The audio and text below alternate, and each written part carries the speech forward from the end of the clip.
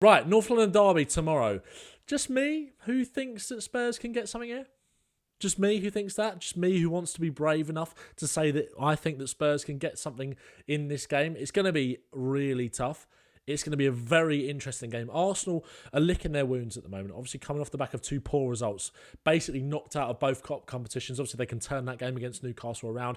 Didn't score in that game, and it was a story of missed chances that cost them in that one and cost them against Manchester United in the FA Cup as well.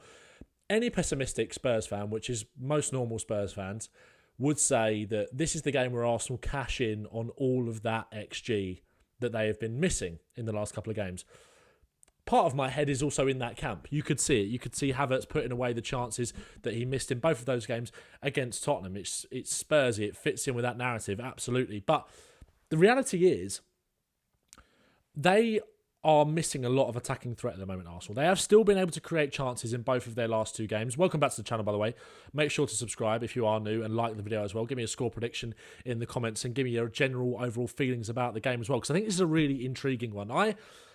I'm not nervous, which is very strange for a North London derby, especially at the Emirates. I'll be there tomorrow.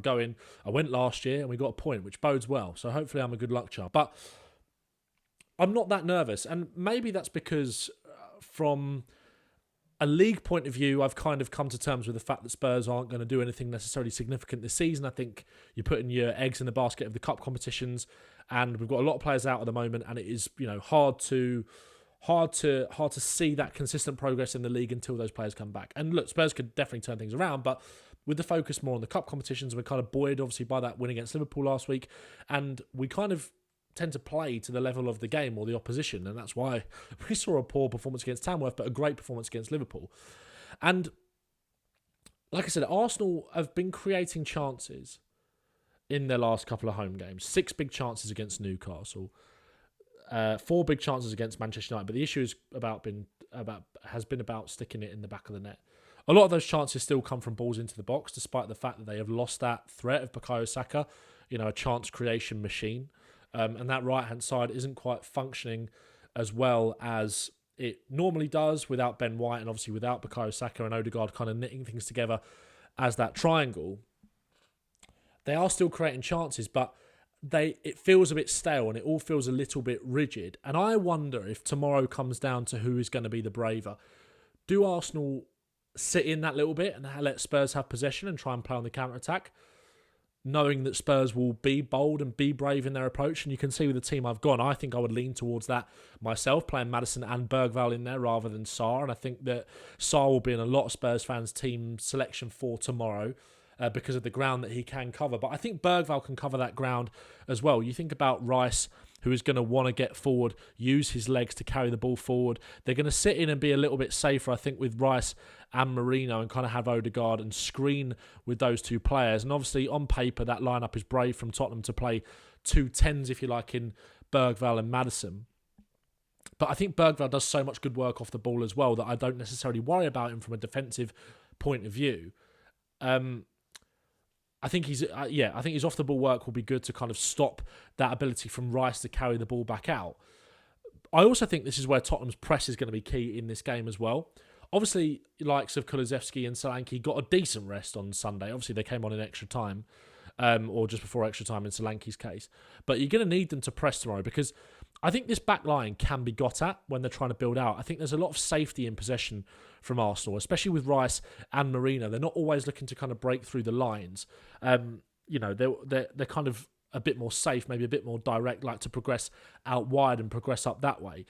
And I think you can get at them with this press. I think Kulusevski kind of coming in off this right-hand side is going to benefit us in possession and out of possession. We saw at the Emirates when Kulusevski came up against Gvardiol, his ability to kind of drag him into central areas where he didn't necessarily want to be, that then frees up space for other players. And when Spurs are trying to build out from the back as well, I want to see, look, they're going to come on to us. They absolutely are going to come on to us because it's a derby. They're going to be fired up 100%. We saw in the home game at White Hart Lane, they sat off quite a lot. And that's what Arsenal tend to do a little bit more away from home. But at the Emirates, they're going to press. They lose that ability to press with intensity without Jesus in the team. Obviously, Jesus is injured. Arsenal's list of injuries at the moment isn't quite as big as Spurs, but it's nearly there. Saka, Waneri, and Jesus all out from an attacking perspective, which means that front line is a little bit stale. But, you know, they will still try and press. But I think Spurs have kind of got to be brave and got to get through that. We made mistakes at the Emirates last year. Maddison made that mistake, and it nearly cost us, which almost kind of turned the game around. But you think about Basuma's performance at the Emirates last year, the bravery that he consistently showed in possession. Bergvall is a player that's not going to shy away from that either in terms of being able to progress the ball from deep. And I think Spurs, as they always do, have got to think about being brave from the outset. That's where having Kinski in this game, I think, will help a little bit. Obviously, it's going to be a big tester for him in terms of the set pieces because, you know, he's shown that he can deal with ball. He's shown that he can deal with balls coming into the box against Tamworth and against Liverpool. But Arsenal is a different beast, and you think about their threat from set pieces this season. Although that has maybe dwindled a little bit in recent weeks, that is still there. But if you're thinking about how Spurs are going to build out, Kinski is going to be absolutely key. And actually, I think, obviously, it's going to confuse Arsenal a little bit in terms of their press because his ability to go long and in behind as well. That's where Son comes into the game a little bit as well. Obviously, you don't have Johnson from the start. I wouldn't have Johnson from the start necessarily. But again, I think what I'd quite like to see as well is Kinski using this ball into Solanke to kind of pop it off and allowing Maddison and Bergvall to progress from there, as you know, as we kind of want to see in every game. That's not specific to this one, but it's going to be a really, really interesting battle. A really, really interesting battle because this game is really big for Arsenal. It's really big, and the pressure is on them, and I think that suits Spurs in a way because, like I said, Spurs are 12th in the league at the moment. It feels as if the league, in terms of having stuff to play for, has kind of gone a little bit, although the fans, or the players and the manager will not be feeling like that whatsoever. And like I said, I think that's kind of led to this calm calm amongst the fans a little bit, especially kind of going into a game like this because the pressure is all on Arsenal and the frustration is there with Arsenal as well at the moment. And it's going to be very interesting to see how brave they are. And I think whoever's got the biggest set of, you know, balls, I think, has got a better chance of doing something in this game. I think Arsenal, from their perspective, I think they need to come out and be electric and be brave and aggressive. And that could leave space in behind. But that's good. That's what's going to get the crowd behind them because I think there is this idea at Arsenal that they're a little bit stale and playing a little bit too safe. They don't really have the options in midfield to play more aggressively than that. And I think that's where Spurs can maybe get at Arsenal with their press in terms of Rice and Marino trying to play a little bit safe, not wanting to risk those balls between the lines, allowing Spurs to kind of come onto them and maybe making mistakes in their own half. One thing to watch out for, I think, is obviously the threat of the fullbacks, Lewis Skelly. Obviously, look, Arsenal have lost a kind of lot of different combinations across the pitch, which is what's hurting them. You know, you think about the fact that you always get more out of Martinelli on the left-hand side when you've got Calafiori in the team.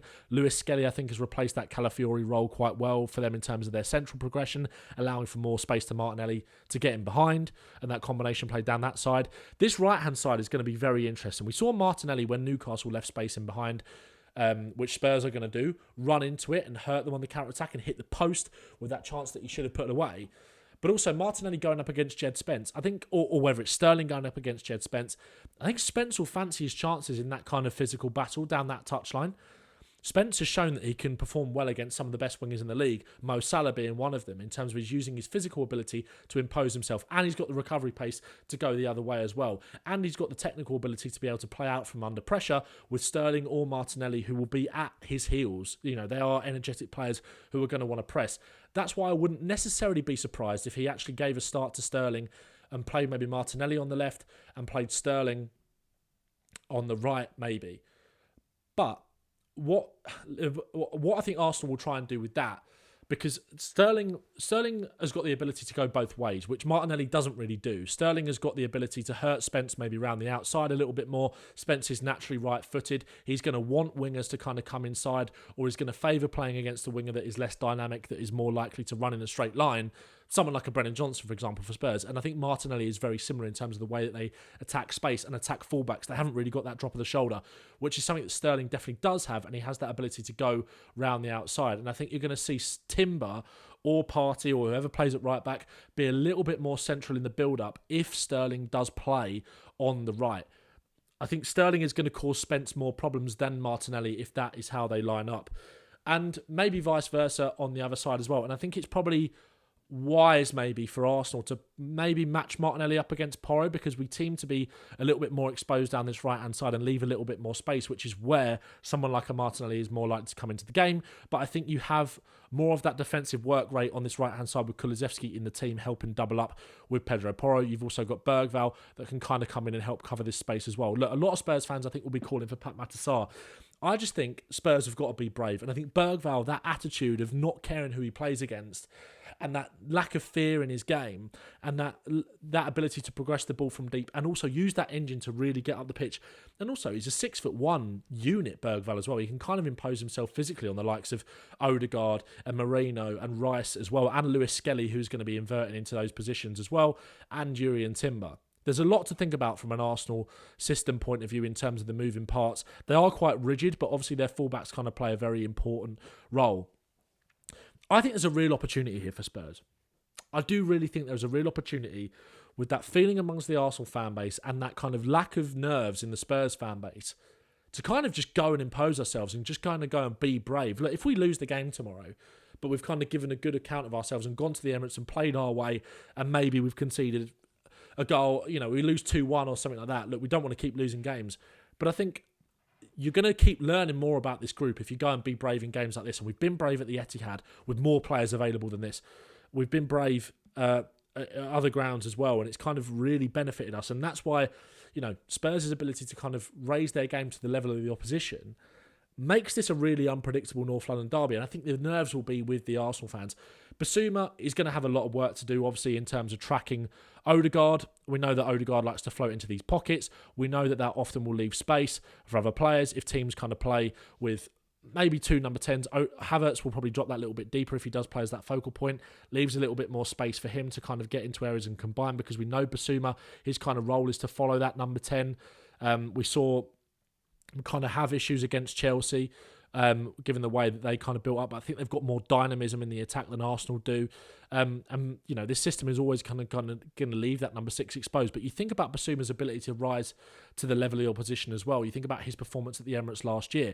I'm backing him to have a good game tomorrow, especially with the way that he's playing at the moment and have that leadership in that midfield with Bergvall alongside him. Maddison is another one that I think if he does start, again, we spoke about when City pressed us high at the Etihad, him dropping into these kind of left-back positions to kind of combine and play out with Gray, Spence and Maddison and kind of use that high press and then switch the ball quickly over to the right-hand side. And you've got Bergvall that can run. You've got Porro who comes into these central areas that can run as well. It's going to be... I'm excited. I am excited. And I don't know whether that's a little bit of delusion setting in. And it's really hard to kind of properly break down and tactically preview Spurs games at the moment with the players that we've got out. And obviously Arsenal, are still creating chances. They are still creating chances, and it could be the game for them where everything goes in the back of the net, and I really hope it's not.